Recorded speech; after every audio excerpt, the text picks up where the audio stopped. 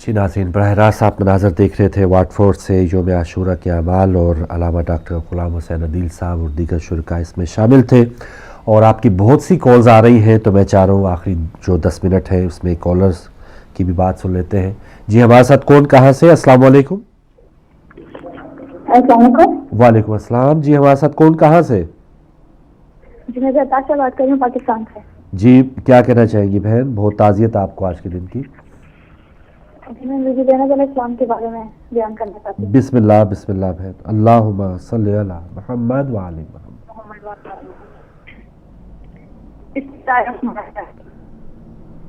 मुहर्रम की 2 तारीख है। ज़हरा का लाल अपने खानदान और अपने असहाब के साथ ज़मीने करबला में ख़ैमज़न है। ये वो है जिसे अपनी माँ फातिमा ज़हरा ने चकियां पीस पीस के पाला है। ये वो हुसैन है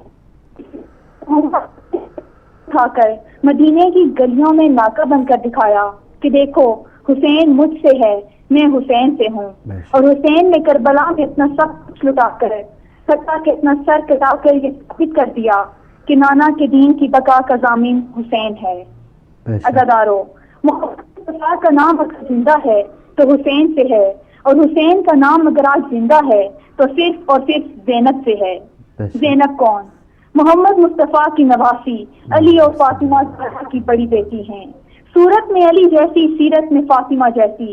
ये वो ज़ैनब हैं जो दुनिया की सभा में नहीं गई, लेकिन आलमा हैं, मुहस्सा हैं, सिद्दीका हैं, हर इल्म पर दस्तरस रखती हैं।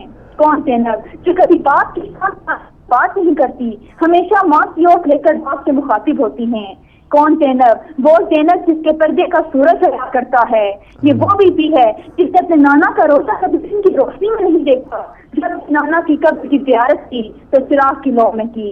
इतनी पर्दे वाली बीबी, इतनी इज्जतमंद बीबी उस वक्त तड़प उठी जब यजीद ने वक्त के इमाम से बैत का मुतालबा किया, तो ज़ैनब भूल गई कि मैं वो ज़ैनब हूँ जो अपने बाप के सामने कभी नहीं आई। ये भूल गई क्या सच मेरा साया ना जमीन ने देखा ना आसमान ने। ये भूल गई कि जब मैं नाना के रोजे पर जाती हूँ तो अब्बास अलंदार रोजे पर बैठे पर ही देता है। इतनी पर्दे वाली बीती के बैठ तलब करने पर, और वो भी हुसैन इब्ने अली से, ऐसे तड़पी कि बोली भैया हुसैन गम न कर, मैं ज़ैनब तेरे साथ साथ हूँ। नाना का दीन अगर तेरे खूने नाहक और मेरी चादर से बच सकता है तो चल करबला चलें। अज़ादारो, ज़ैनब ने भाई का साथ देकर एक फार्मूला बना दिया कि कारगाहे अमल में जब भी बहन भाई के साथ साथ होगी, भाई कभी नाकाम नहीं होगा। आ गई ज़ैनब दश्ते करबला में, बेआबो गया सहरा जहाँ पानी नहीं, साया नहीं, एक अजीब सी लश्करी है, अजीब सी है। ये हुसैन है और हुसैन करबला है। अज़ादारो, अल्लाह ने जो काम हुसैन से लिया वो उनकी खानदानी रवायात के मुताबिक था। अल्लाह हुसैन से अकबर लिया, असगर लिया, कासिम लिया, अब्बास लिया और मोहम्मद लिए। शहादत इस खानदान की मिरास थी, लेकिन अल्लाह ने जो काम ज़ैनब से लिया वो इनकी खानदानी रवायात के खिलाफ था। अरे जिसकी माँ का जनाजा रात को उठा था, वो करबला से लेकर शाम तक हर बाजार, हर चौक, हर मोड़ पर मुसलमानों से एक चादर की भीख मांगती रही। मुसलमानों, मैं तुम्हारे रसूल की बेटी हूँ, मुझे एक चादर दे दो। करबला की 3 दिन की भूख प्यास में जंग भी की और शहादत भी पाई। जब ज़ैनब ने शाम पता किया तो सर पर चादर रखी, हाथ पर से गर्दन बंधे थे, पत्थरों और तख्तियानों की बारिश में खुतबे पढ़ती थी। अपने भाई की कत्ल की गवाह ज़ैनब जब यजीद के दरबार में पहुंची तो वो फांसी को फाजिल 9 घंटे शराब के नशे में मस्त शतरंज की बाजी खेल रहा था। और फिर तारीख की निगाहों ने वो मंजर देखा जब यजीद ने पूछा कि कैदियों में फातिमा की बेटी ज़ैनब कौन है, तो दरबार यजीदी में जलजला आ गया। अली के लहजे में ज़ैनब ने पुकार कर कहा, खामोश, हमारे आजाद करता गुलाम की जलील औलाद दरबार की इस गंदे माहौल में अपनी नापाक जुबान से मेरी माँ का नाम न ले। और फिर वो खुतबा दिया जिसकी गूंज सालिम के आवाज से टकरा कर पलटती महसूस होती है। इस्मत से बना है मेरे शब्बीर का पैकर, तू नार है वो नूर की तनवीर का पैकर, तू रजत सराफा है वो ततहीर का पैकर, तकरीब तेरा अज़म वो तामीर का पैकर। تو جسموں کا حاکم ہے وہ ذہنوں کا ولی ہے، تو معاویہ زادہ وہ حسین ابن علی ہے، سبحان اللہ۔ مانا کہ تخت شام پہ بیٹھا ہے تو مگر ایمان کی سرحد پہ تیرا راج تو نہیں، بے پردگی سے عصمت زینب گھڑی نہیں، کعبہ خلاف کعبہ کا محتاج تو نہیں۔ خطبہ زینب نے یزیدیت کی چولیں ہلا کے رکھ دیں، یزید گھبرا گیا اور زینب نے اپنے بھائی کے قاتل کے دربار میں اپنی فتح کا علم گاڑ دیا۔ ملتا نہیں تھا کوئی سہارا یزید کو، ملتا نہیں تھا کوئی سہارا یزید کو، بی بی نے اس طرح سے اجاڑا یزید کو، خاتون جنگ کر نہیں سکتی تھی اس لیے خطبوں کی ذوالفقار سے مارا یزید کو۔ زینب کا مقصد ہے باپ کی زینت، خود باپ کی زینت تھی اور حسینیت کو کائنات کی زینت بنا دیا۔ محمد مصطفیٰ کا دین کبھی نہ بچتا اگر حسین اپنا سر نہ کٹاتے، اور حسینیت کبھی نہ بچتی اگر زینب اپنی چادر کے سائے میں اسے پناہ نہ دیتی۔ اور آخر میں بی بی فاطمہ الزہرا کے بارے میں شعر کہنا چاہوں گی۔ یا رب میرا ہر لفظ شعلہ ایسا بنا دے، یا رب میرا ہر لفظ شعلہ ایسا بنا دے جو دشمن زہرا کے کلیجوں کو جلا دے، وہ لعنتی ہے جس سے راضی نہیں سیدہ، لاکھ اس کو زمانہ رضی اللہ بنا دے۔ جزاک اللہ، بہت شکریہ، بہت شکریہ۔ پاکستان سے آپ نے کال کی اور اس انداز میں آپ عبادت میں شامل ہوئی۔ لیجیے ناظرین، بہت ہی ایک ایسے انداز میں آپ سب آ رہے ہیں، اپنے اپنے عقیدت کا، اپنے اپنے دکھ کا اظہار آپ کر رہے ہیں۔ اس دوران ہم نے مختلف سیگمنٹس بھی کیے، اس میں مصائب کا ایک سیگمنٹ تھا، اس کے علاوہ پھر واٹفورڈ سے آپ نے جو عبادات جاری ہیں وہ بھی آپ نے دیکھی ہیں، اور آج جو بریڈ فورڈ میں جلوس ہوگا وہ بھی کوشش کریں گے کہ اس کی ریکارڈنگ آپ کے لیے پیش کی جائے، اور پورے یو کے اور یورپ میں جہاں جہاں بھی مجالس کا سلسلہ جاری ہے، جہاں بھی جلوس انشاءاللہ برآمد ہوں گے، یہ لائیو مناظر آپ کربلا سے دیکھ رہے ہیں، اور کس طرح سے عزاداران حسین لاکھوں کی تعداد میں اس وقت وہاں پر موجود ہیں حاضری کے لیے۔ اپنے اپنے دیکھیں جیسے ہر ملک کے اپنی ثقافت، اپنا رنگ ڈھنگ، اسی انداز سے مولا امام حسین علیہ السلام کی عزاداری میں یہ لوگ شامل ہیں، اور بہت زیادہ خوش نصیب ہیں کہ یہ وہ اسی سرزمین پر موجود ہیں اور لبیک یا حسین، لبیک یا حسین کی صدائیں بلند کیے ہوئے ہیں۔ چند اشعار نوحے کی پیش خدمت ہے، اور اس کے بعد پھر پروگرام کو وائنڈ اپ کریں گے۔ ایک بار گزارش ہے کہ درود پاک پڑھ لیتے ہیں۔ اللہم صلی علی محمد وعلی محمد وجل۔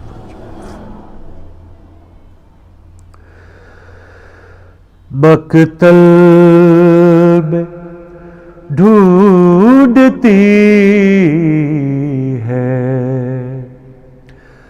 اصغر کو سکینہ،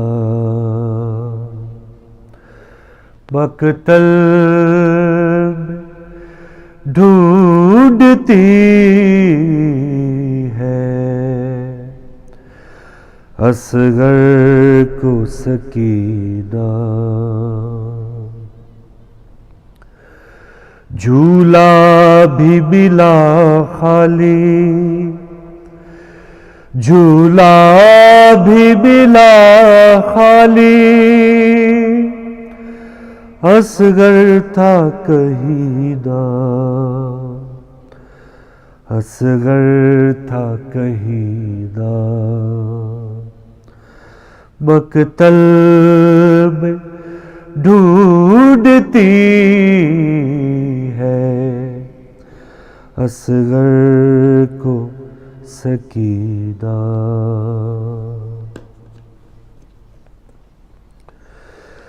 چھوٹی سی قبر دیکھی معصوم نے جس دم،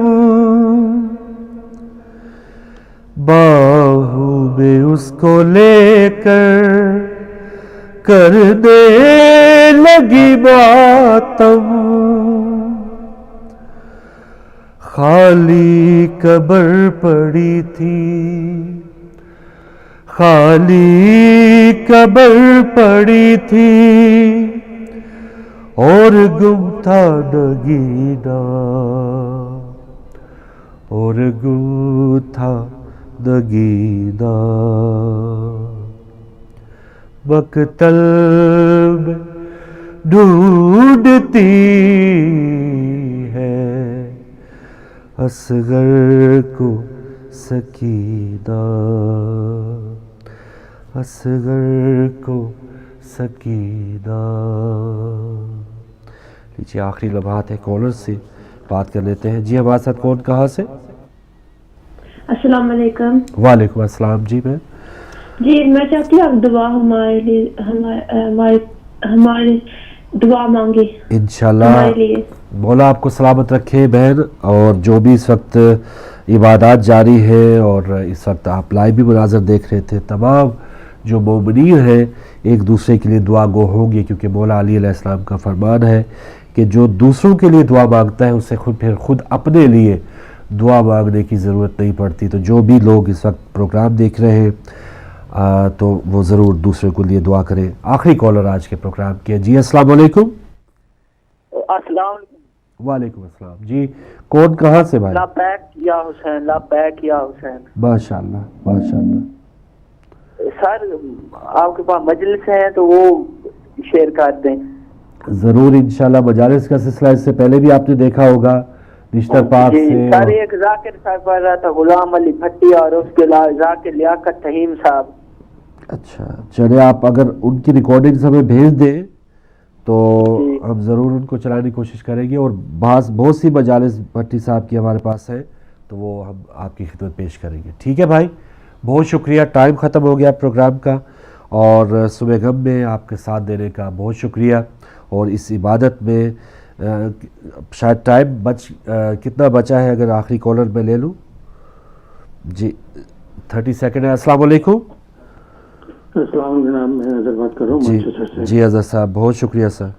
جی شکریہ کی تو خیر اس میں کوئی بات نہیں ہے۔ بہرحال آج یہ آپ کی لبیک یا حسین کی جو ٹاپک چل رہا ہے، جی میں صرف اس سلسلے میں کہنا چاہوں گا کہ یہ جو لبیک ہے یہی اصل میں حق ہے، بے شک، اور اسی حق کو ہم سارے مسلمانوں کو اس پیغام پر جو ہماری مقام کی شہادت نے اور ان کے دوسرے فقہ نے سب کو دیا ہے، اس پہ لبیک کہیں، عملی اس کو صحیح معنوں جامع پہنائیں، صحیح ہے، تاکہ اس کا جو حق ہے اس لبیک کا وعدہ ہو سکے۔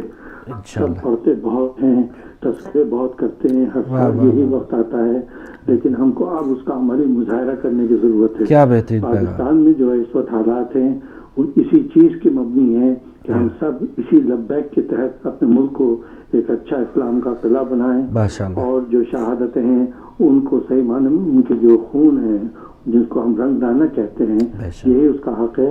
لیکن افسوس کی بات یہ ہے کہ آپ کو یہ کہنا یہی پڑتا ہے کہ حق تو یہ ہے کہ حق ادا نہ ہوا۔ بے شک، جزاک اللہ اظہر صاحب، بہت بہترین پیغام آپ نے آخر میں دیا ہے، اور انشاءاللہ آئندہ کے جب صبح غم کل کے اور اس کے آئندہ کے اشروں کے پروگرام لائیں گے تو اس کو ہم یہ دیکھیں گے کہ کیا وجہ ہے کہ عملی طور پر ہم اتنا پیچھے کیوں ہیں۔